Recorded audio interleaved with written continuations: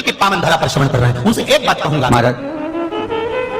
कि जब कोई एकदम रोग आ जाए और डॉक्टर एकदम बोल दे कि ये रोग भारी आ गया है और इसकी जांचें जाएंगी और फिर ये कुछ भी हो सकता है, तो क्या करा जाता था कि 108 सरसों के फूल लाकर तुरंत शंकर भगवान को चढ़ाए जाते थे महाराज। तो चढ़ाने के बाद में रिपोर्ट अच्छी आती है। ऐसा नियम है। कहीं ठेका कोई ठेकेदारी करते हैं ना, जो ठेका भरते हैं कि भाई मेरा टेंडर आना चाहिए, मेरा ये काम होना चाहिए, मेरी मल्टी बनना चाहिए, या मेरा ये काम के लिए जा रहा हूं, ये काम फतेह होना चाहिए, उसके सबके हाथ पैर जोड़ने से अच्छा एक काम करो, बस 108 सरसों के फूल उठाओ, शंकर जी का उद्धतेश्वर महादेव का नाम लिखो और छोड़ दो, शिव जी के ऊपर एक एक कर चढ़ा दो, वो ठेका तुम्हें ही मिलेगा,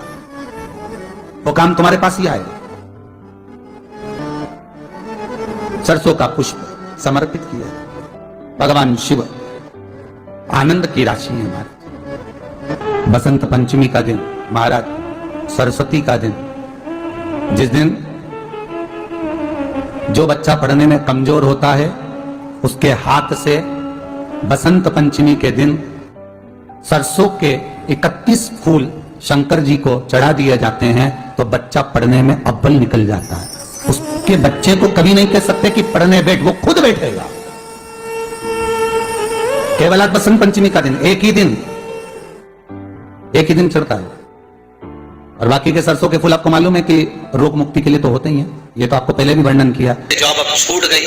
2 साल हो गए, 3 साल हो गए, सर्विस नहीं लग रही हो, बहुत प्रयास कर लिया हो, बहुत प्रयास, तो महाराज काली तिल्ली को पीस कर जल के पात्र में डालकर अपने घर के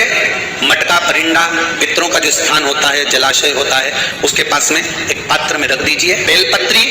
या बट का पेड़ या पीपल का पेड़, इस वृक्ष के नीचे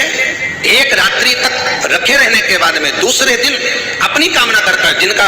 जॉब नहीं लग रहा, सर्विस नहीं लग रही, नौकरी नहीं लग रही, या कहीं उलझने उत्पन्न हो रही है, उस व्यक्ति को हाथ में ले जाकर उस पात्र का जल, 3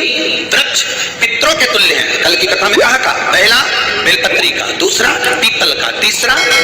बट का, ये 3 पितरों के तुल्य है। इन 3 में से किसी भी वृक्ष के नीचे उस काली तिल के जल को समर्पित कर दीजिए महाराज। बाबा चाहेगा, भोलेनाथ जी चाहेगा तो 3 महीने में कहीं ना कहीं योग बना ही देगा। ये बसंत पंचमी का दिन, सरस्वती का दिन, जिस दिन जो बच्चा पढ़ने में कमजोर होता है उसके हाथ से बसंत पंचमी के दिन